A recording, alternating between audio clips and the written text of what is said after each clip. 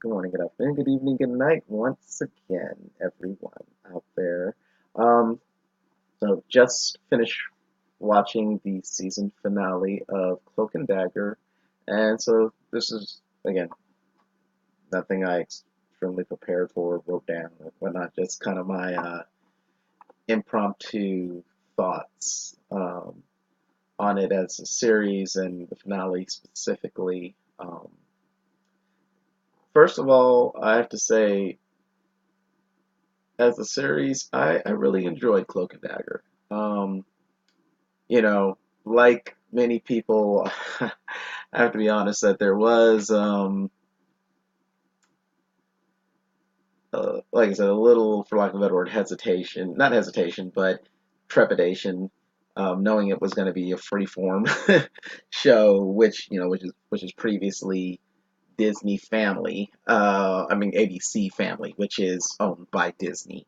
I mean, nothing about, Disney in general, watering it down or whatnot, because again, Disney owns the MCU and the MCU has done great. But, and, Netflix and whatnot. But it's just like, I guess that kind of mentality thinking, and ABC Family now freeform. Okay, so what is this going to be like? CW Light, superhero, yada yada yada, whatever. I mean, like I said, had the Runaways on Hulu, which I enjoyed. And I mean, I know Cloak and Dagger, the characters themselves, which are kind of dark at times. I mean, a tragic, backstory and whatnot. Is wondering how it would really be portrayed if a freeform show would do that justice. And they did it really good, in my opinion. Um, from if Cloak and Dagger aren't especially, I guess you could say, would be need to be especially VFX heavy, which was one thing which was good because obviously again it's freeform, so budget's only probably so much. Um, but what they have shown as far as uh, the effects of Tandy being able to uh, access people's hopes, Tyrone being able to access people's fears, her light daggers, which, I love that, like that effect, and his cloak, I mean, always had that little bit of black swirl around it, you know, pretty basic, but effective for what it was. And so, I thought that. And then, of course, they brought it a little more to fruition in this last episode, which again I think was a very good episode, very solid season finale in general.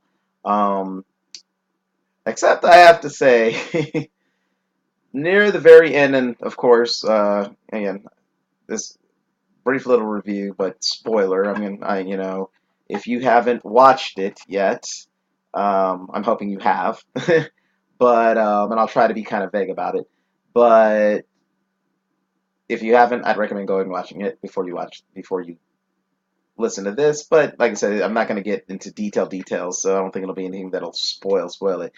The very last, there's, as you could probably figure, if you've watched any of the series at all, and maybe you haven't watched the finale yet, or if you haven't watched it at all, again, Cloak and Dagger, so superhero characters. Obviously, there's going to be problems, opposition, yeah, and the main issue that comes to a head at the end of the episode, as they do their thing to, um, for lack of a better word, solve the problem, or to counteract the terror, the thing that's going on.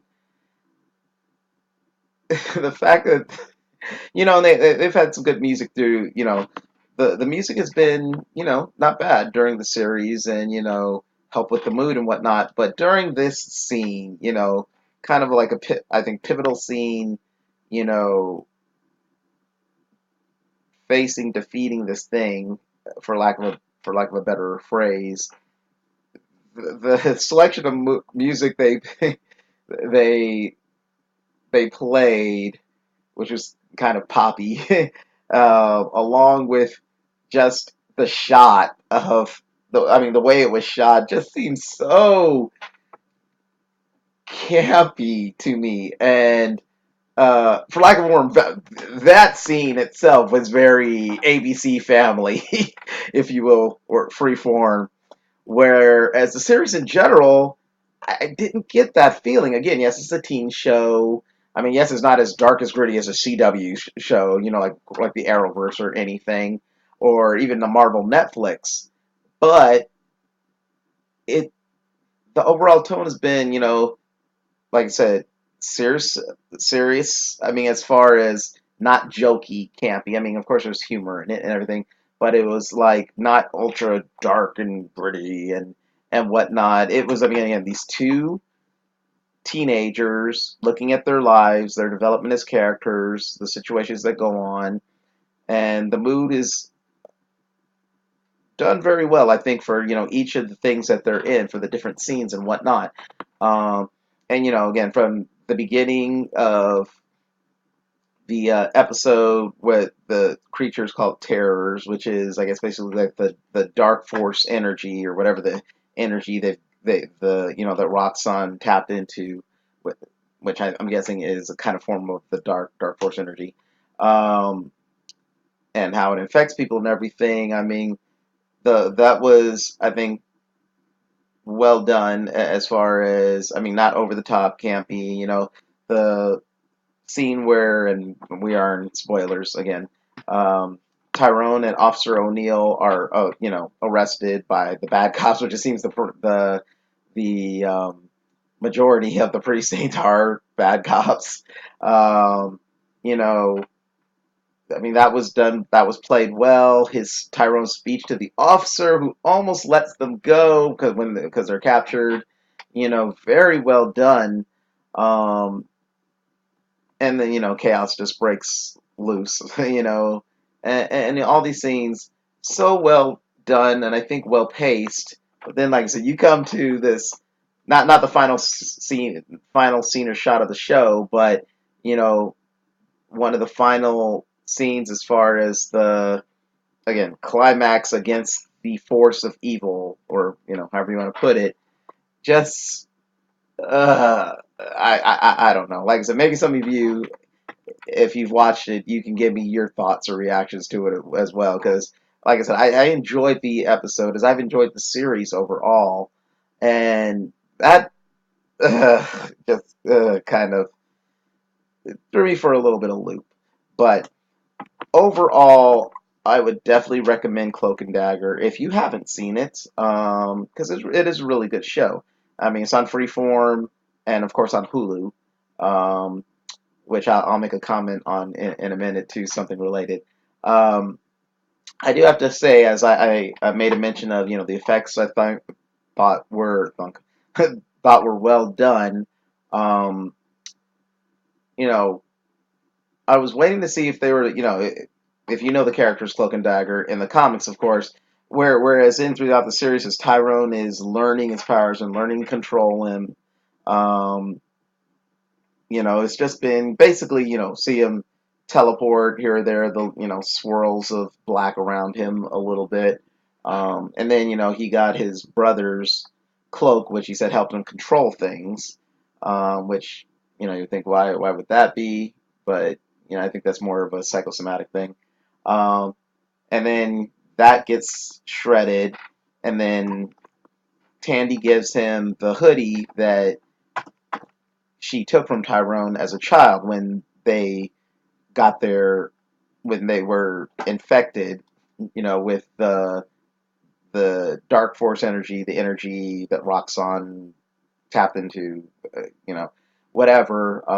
So that hoodie that he had when their powers first manifested, if you will, she gives that to him, and I guess that is what will become the cloak we know, from the comics, because in his confrontation uh, with the officer, the extremely dirty cop that was responsible for killing his brother, one of the, I guess you could say, main antagonists, kind of, um, you know, uh, through the season, through his storyline.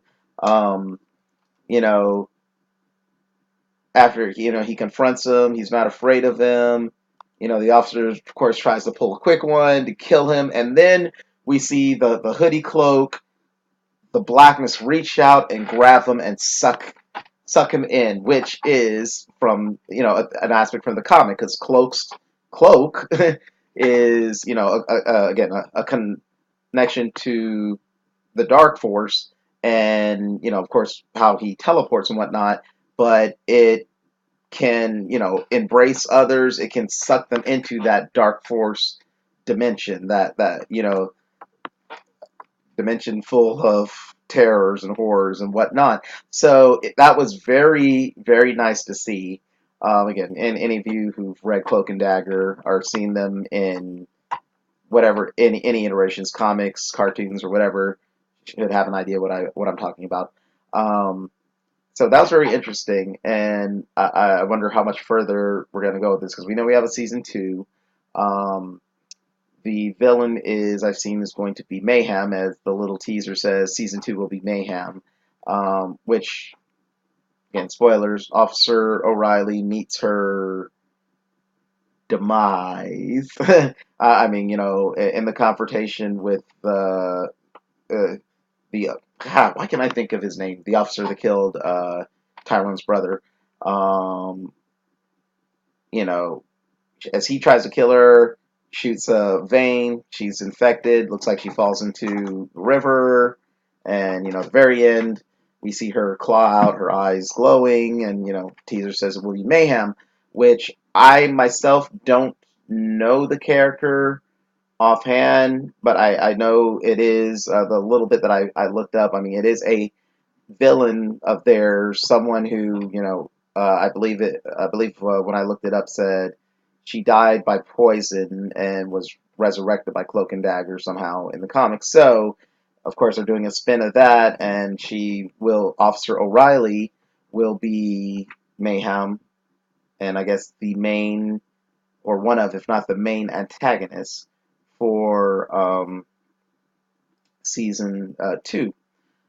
So that should be interesting. Now, here's the thing with the O'Reilly. A couple episodes ago, they mentioned or she mentioned, did I ever tell you about my friend Misty, which because she's from New York, Harlem, and I didn't even realize until I went back and looked online that I forgot that in Luke Cage season two there was a comment about O'Reilly moving to New Orleans, how different cops had gone their ways and everything.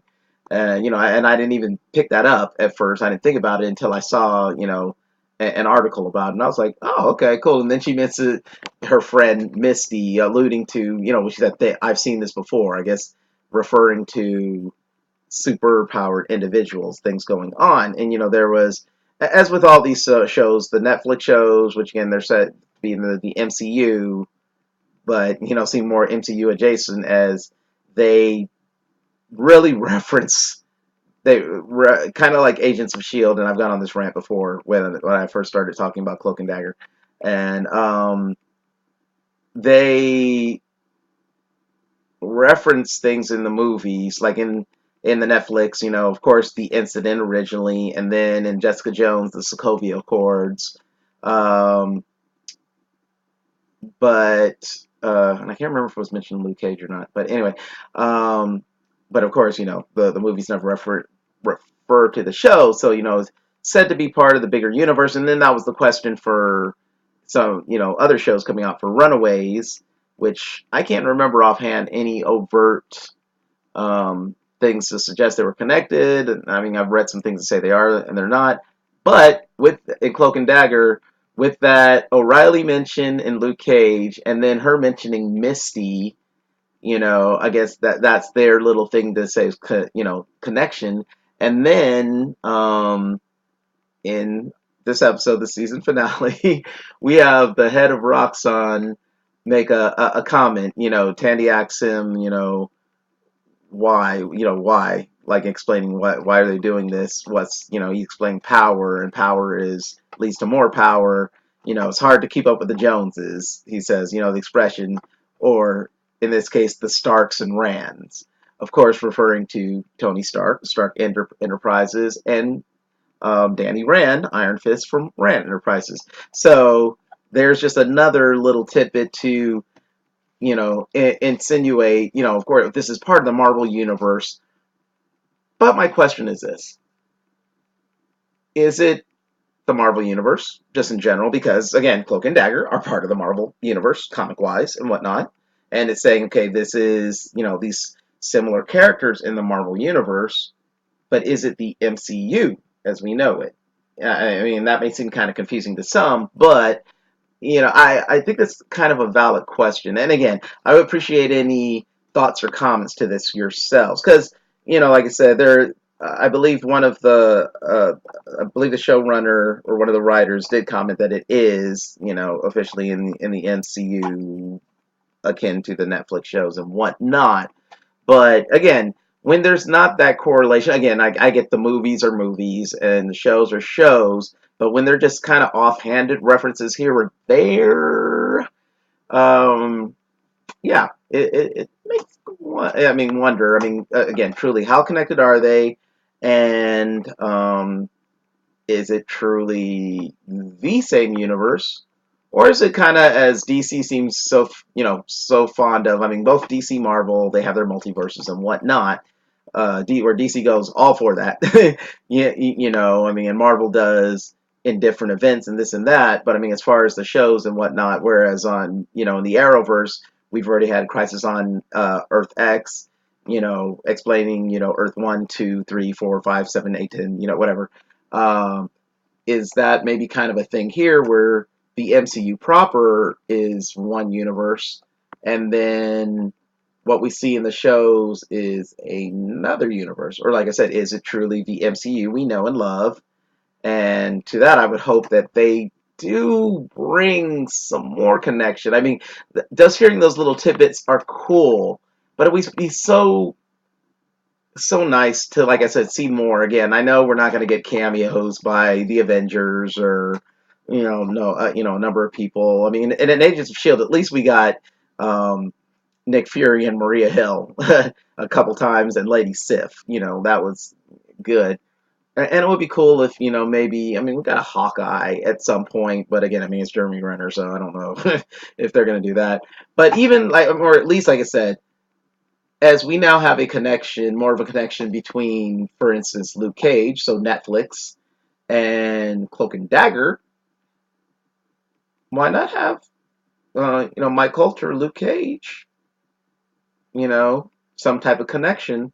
Or why not have, again, O'Reilly, as there's going to be this issue with Mayhem next season, why not have Misty just kind of show up? Like, they're like, uh, so they reach out to Misty because she knew her, she worked with her in New York, and or something like that. So that would be really interesting. And the other thing, a comment regarding Freeform as well as connectivity.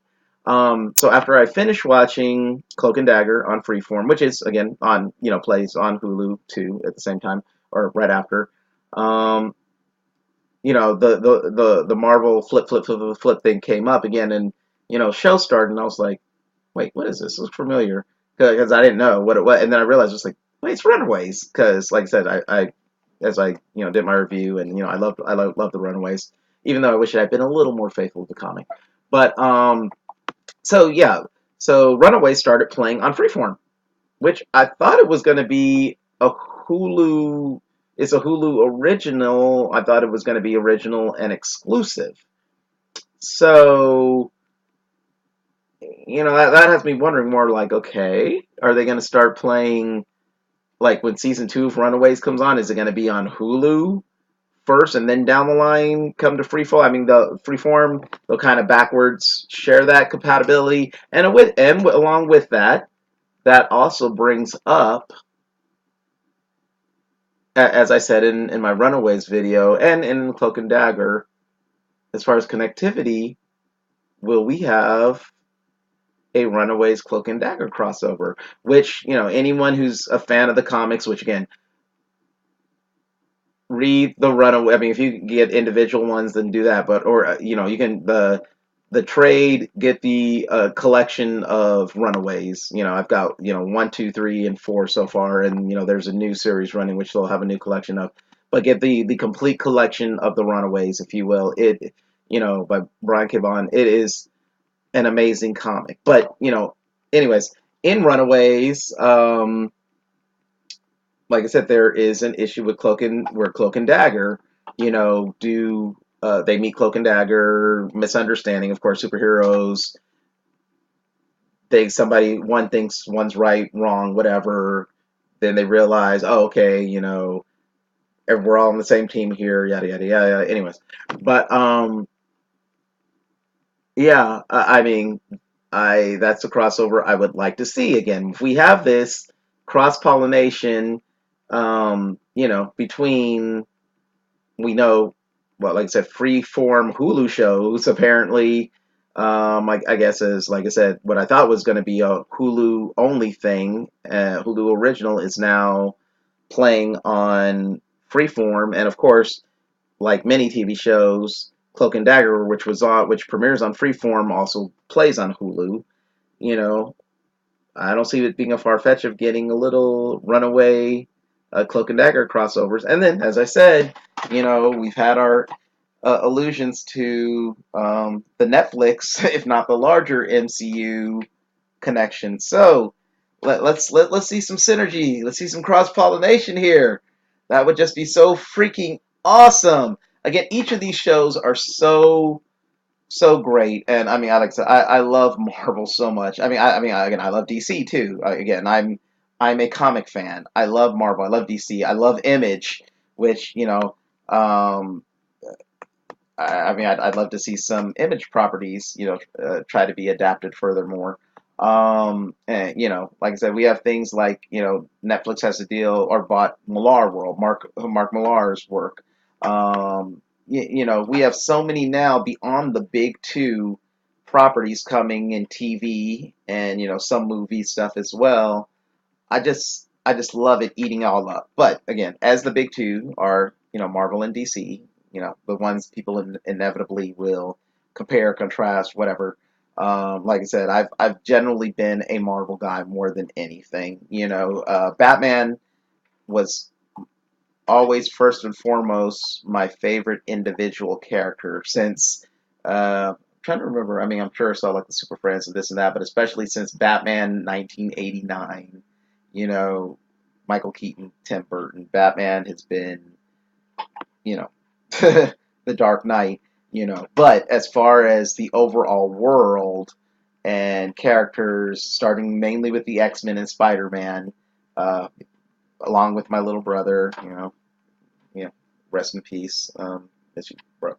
Uh, you know, love for Spider-Man, X-Men, of course, and that grew into the greater Marvel universe, along with the animated series and everything in the '90s, child of the '90s. Um, they were always, what I collected more in the world. I always delved deeper and deeper into.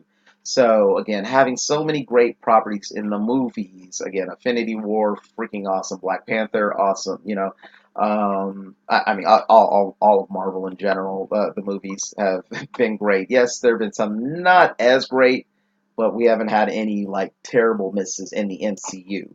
And and again, that's up to debate for many people. But like I said, shows. I love Agents of Shield. I know a lot of people didn't care for Agents of Shield. A lot still don't. Period. There are a lot that didn't, but they came around more because it got better and better over the last couple seasons. And looking forward to season. What are we? 5, 6? I forget right now. But to the next season, which may or may not be the last one. Who knows? Um, but exploring more in their world. Of course, like the Netflix series, Daredevil, Jessica Jones, Luke Cage, Iron Fist. Which again, I'm hoping Iron Fist season 2. Please let it make up for it. Luke Cage season 1 was good. The first half, anyways. I mean, the whole thing was good, but the first half a lot better than the second half. But season 2 was great. So I'm hoping like Jessica Jones season 2 was great. Daredevil 2 season 2 was really good. And so, so as Iron Fist season 2 is coming down the road, Punisher was great. And, I think, and we're supposed to get a Punisher season 2 too.